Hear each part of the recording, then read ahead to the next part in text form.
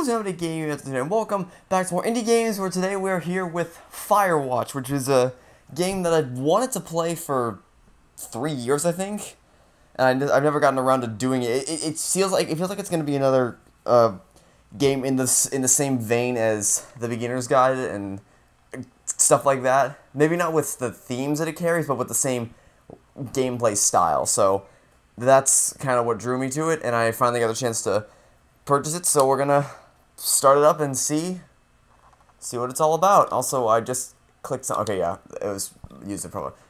New game, and I guess that's it.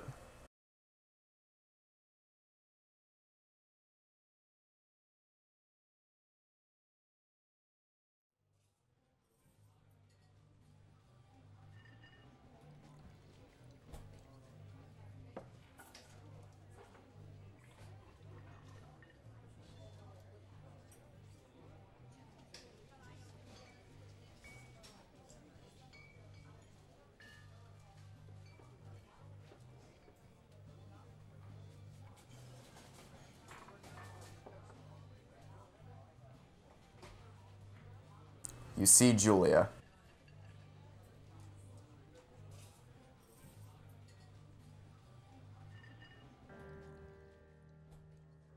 She's about your age, late 20s, laughing with well-dressed professors and grad students from nearby CU Boulder. You, Henry, are out drinking with your pals. Why is everybody called Henry? You are drunk. So, what's your, major? You're pretty. Uh,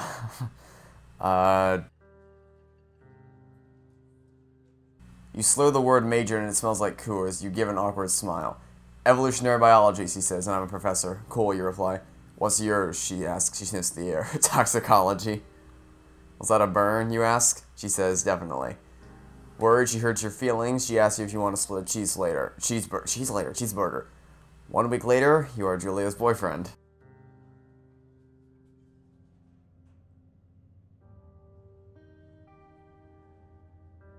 Right trigger to use objects. Okay. Hello, me. How you doing? Can I... Here, real quick. Okay, right trigger to use objects. Backpack. Pick up. Yes, we're ready. This reminds me of Richie's plank experience. And... Parking garage. I'm guessing we're leaving my apartment. This is my truck. Truck door. Get in. Okay. You date for over a year. She drives you absolutely nuts. It's great. You move in. You share an apartment near the school with a view of the mountains. You two drink beers out on the deck. You drink beer just about anywhere. Julia wants to get a dog. Oh dear. There's a scruffy, undersized beagle. Julia is in love. She wants to bring him with her to class. That's a brilliant idea, gotta tell you. There's also an intimidating but gentle-eyed German shepherd. Nothing bad. Ah. I see. Nothing bad could happen to Julia while walking this dog. So, why in the world would you ever do this? Like, okay, so let's break this down, right? Number one, she wants, first off, you were not buying this dog for me. Why? Because I hate dogs. Every dog I've ever come across has tried to murder me, even if I do nothing. I went to go pick up Forgetful Gal 45 for something. And I just walked up, didn't even say anything, just walked up to the door, and all of it, I didn't say anything, didn't ring the doorbell, I wasn't even at the door yet. I walked up to the door, and these two giant paw prints just came up like, I want your flesh. Yeah, so, you would not be getting this dog from me. Therefore, number one, what I think doesn't matter here. Number two, German Shepherds are dangerous. I was out, riding my bike one time, and there was this giant German Shepherd across the street from my house. And I just stared at it, and it looked like it stared at me for a second, and then it started dashing here. I legitimately felt like I was in either Over the Hedge or Toy Story, fearing for my life, because this giant German Shepherd, I was probably 7 years old, this giant German Shepherd is bearing down on a tiny little me. So I just ran as fast as I could to my house and slammed the door shut just before he got there. I know it sounds like a movie scene, right? Like an action scene, but I promise you, that really happened, and it scarred me for life. So, how about we don't go for the German Shepherd? Thank you very much. Bucket is a good dog, and 1 week later, you've totally forgotten about the other one. Julia loves him, and you love him too. 1979, you talk out on the deck. It's summer, 9:30 p.m., and the heat still radiates off of the high desert. What do you think about kids, she asks. Kids? Oh, for God's sake. Oh my god. Okay, the mindset that kids are idiots, I hate kids, kids should commit die. You realize that there's probably somebody who said that about you when you were a kid, and when you were a kid, you probably would have said, that's stupid, why is everyone targeting kids? It's the most hypocritical thing in the world. It's like, I ranted about this previously, I know I've done this in one of my videos, where, in your freshman year, people in my class were like, why are all the older kids picking on us? It sucks. And then sophomore year, they turn, rather than, like, so my mindset when I went to sophomore, when I came to sophomore, and I saw a bunch of freshmen around me, and they're like, where's my class? I don't know where my class is, I'm gonna get lost. I was like, smiling kind of, because it's like, I was that kid last year. I empathize with this. I'm gonna help you. So I say, hey, your class is over there, and they say, thank you so much, have a nice day. That is what a competent human being would do in the situation. But everybody else around me is like, stupid freshman. Oh my god, freshmen are the worst. Like 1 month, like three months ago, you were a freshman. It's the most hypocritical mindset you can possibly have, and it drives me up a wall. So, now that I've got my rant out of the way, I'm saying if you and I have a couple little idiots, that would be pretty good. In that case, we should probably get married. Yeah, I'd like that. These kids are going to be screwed up enough. It's probably for the best of their parents, their hitch. You say she's absolutely right.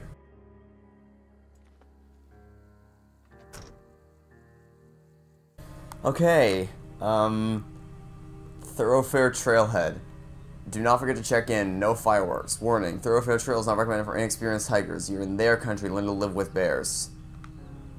Okay, guess we're just gonna keep trekking along, and I hope for the best. Nope. 1980. It's a Thursday night and Julia is 4 hours late. She doesn't call. You're worried and getting angrier by the minute. She walks in after you've gone to bed. She's not quite drunk, but she's clearly been having a fun time. You fight when she gets between the sheets.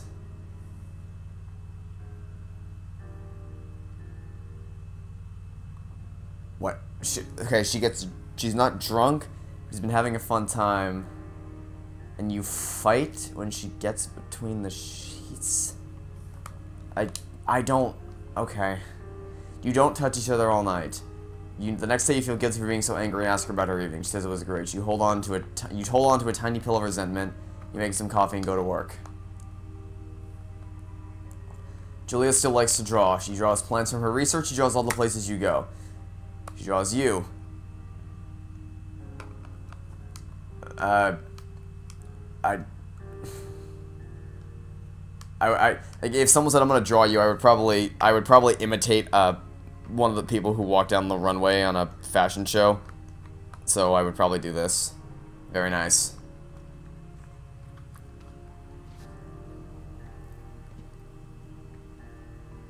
This is an interesting method of storytelling, of flashing between an admittedly pretty art style. Oh, the sun. Gore. My god. Graphics are just getting ridiculous the further we go into the future, which I guess is to be expected, but you know. 2 forks, fire lookout. A to climb over obstructions. So as we're walking, they're telling the story of our relationship. During the summers, you and Julia enjoy walking Bucket at night. There's a festival in town. It brings in folks from faraway places. One of them tries to mug you with a knife. Oh, that's an interesting... 0 to 100 real quick. Bucket gets kicked. She gets flustered and has trouble speaking while she is stressed. You confront the attacker. You scare him away. You reach into your pocket like you've got a gun and threaten to kill him. You manage to scare all 3 of you. He runs away. Julie asks to take a different path from that day forward. You say, okay, you don't want to go that way either. From then on, you walk by the river. Probably should have been walking by the river in the first place. It's a lot prettier. 1984. Plans to have kids get waylaid by work. Julia gets offered a job at Yale. Yale's in Connecticut, 2,000 miles away. It's a great job. Associate department chair. She wants to move. You absolutely do not. God. Okay. This is not... I wasn't expecting this kind of decisions... First off, I wasn't expecting decisions at all. I wasn't expecting these kinds of decisions when I didn't sign up for this. Convince her not to take the job. Agree if she commutes back and forth. Oh, good God. That's... You will ask her if she'll commute back and forth. You don't want to move to Connecticut. She says that'll be hard, but she'll do it if you won't move. You tell her not to pass it up if it's what she wants. The thing is, I don't really have any emotional I mean, I have memories associated with where I grow up and everything, but I'm not so attached to an area to where... It's hard, because by saying I wouldn't care if we moved, that's not true, because if one day I was told, hey, we're going to move halfway across the country, get screwed over. That would mean, first off, I have to pack everything up, which is not fun, but I'm gonna have to do it anyway for college, so... Okay, that's a thought I wasn't planning on having today. And then, of course, there's the issue of friends, which, true friends, like, I mean, Armstrong and I went to middle school together. We haven't seen each other in the real world in a long time because of school's been getting in our way, but we plan to see each other soon. And we're still close as we ever have been because we were good enough friends to where distance doesn't really affect our friendship. So true friends, that won't matter. Which I guess because that's the only thing I would really care about is losing the people I'm close to.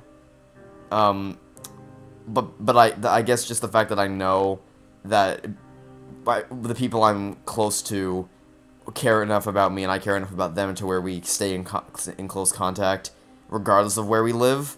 So I guess that's the only thing that would really bother me about moving aside from the actual packing process. So yeah, I guess like if I was in this situation, in this specific situation, I'm assuming I have some kind of emotional attachment to wherever we currently live. So yeah, I can understand that being kind of hard.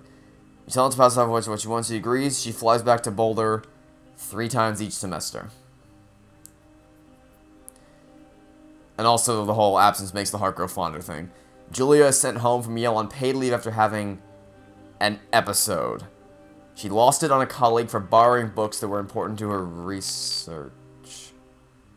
She didn't remember she had happily loaned them to him just 2 days Oh boy. Okay. Let's break this down really quickly. All right. So she's at Yale. She's doing research on something. A colleague says, "Hey, can I borrow these books? I'm doing research too." And she says, "Yay, go right ahead. Just make sure you get them back to me." And then 2 days later, she forgets that she ever did that and is like, "Why'd you take my books?"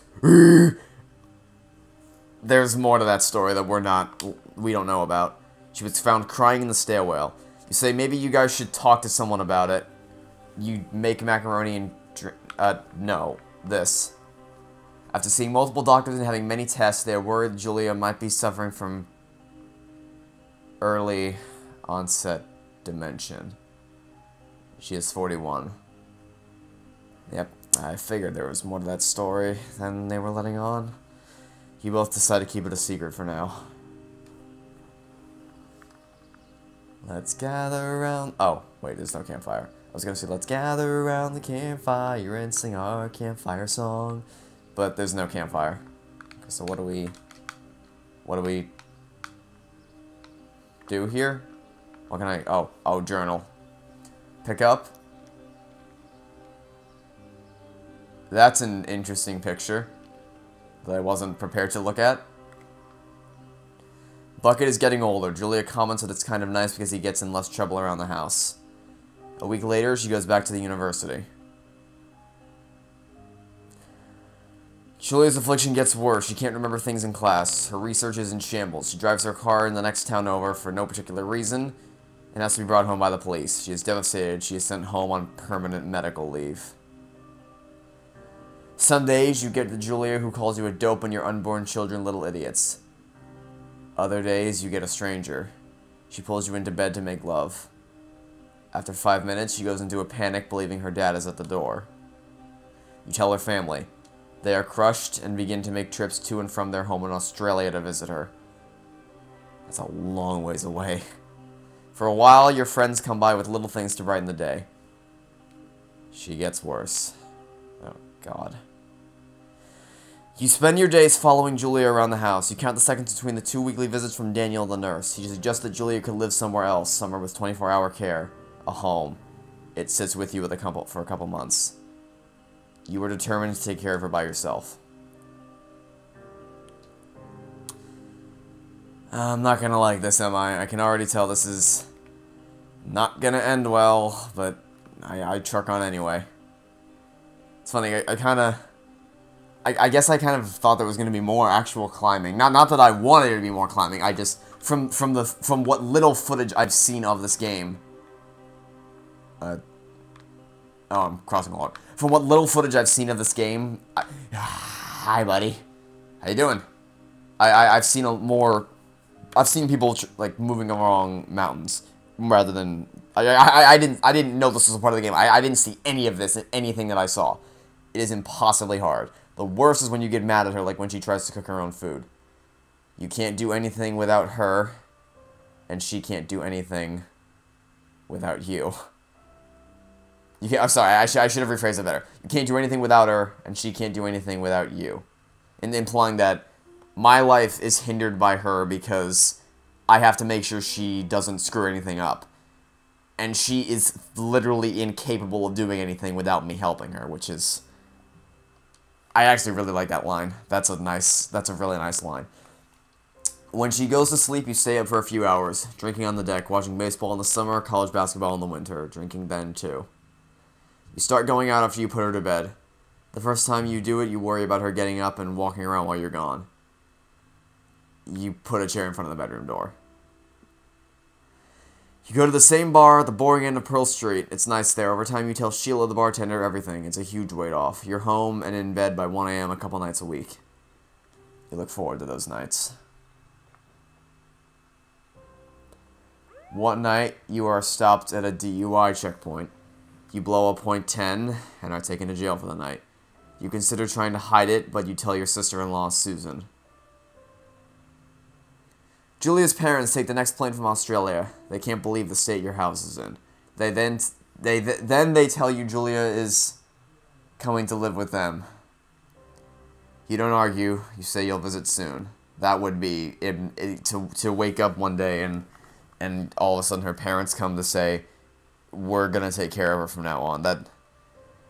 That almost reminds me of Instant Family when their birth mother comes back and the foster parents have to say goodbye. A few weeks go by, summer is coming, you see an ad in the paper for a job. Does it involve going out to... You take it. Does it by chance involve going out to this mountain and climbing radio towers? I get the feeling that might be the case.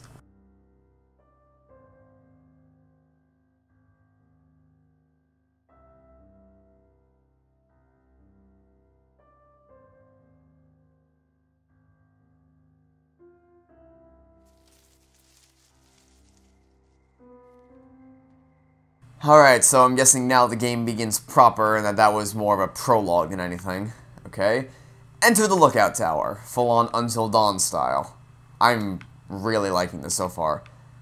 I doubt we're actually going to get any more of those little dialogue snippets, just because the way that you take it was phrased, it sounded like that was going to be the last one. Turn on the power. Door, pine cone. I feel like we're going to need the radio for something at some point. Okay. Oldwood Stowe, Wyoming. So we're in Wyoming, I'm guessing. Broken clock. That's right, twice a day. So there's a lot of pine cones on the area. Cookbook, National Forest Guidebook, water jug. The Singular Mind. What? Examine? Oh, we can't actually read it. Don't mind your mind alone. So I guess we can't actually read that. So what are we doing in here? Ah, generator switch, use. Oh, that's the...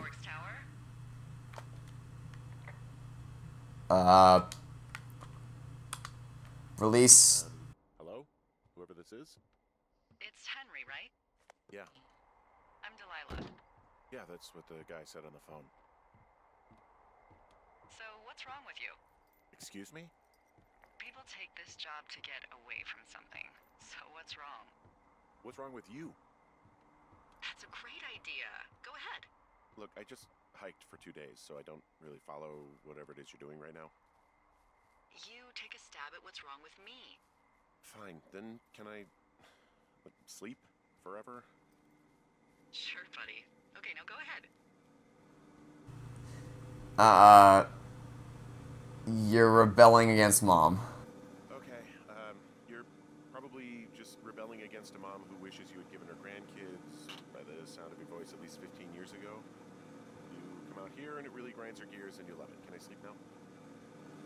Well, she also says I fuck immature men, but in my defense, who wouldn't want a 28-year-old with ambition and energy and some fire in his belly in bed? Me. I'm going now. Second, now it's my turn. Okay, good night. Bye. Let's see.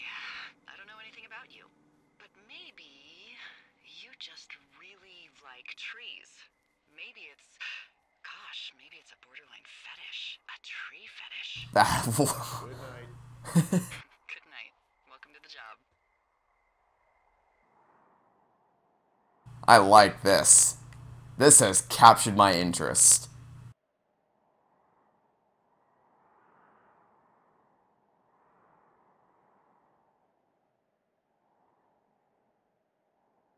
You know what? I think I might actually carry this forward. This might be the next Turing test. The next, or I guess simulacra would be the next one of that, or Benny and the Ancient kind of the next indie game that I play and decide to carry out all the way to its end. Well, I guess good afternoon.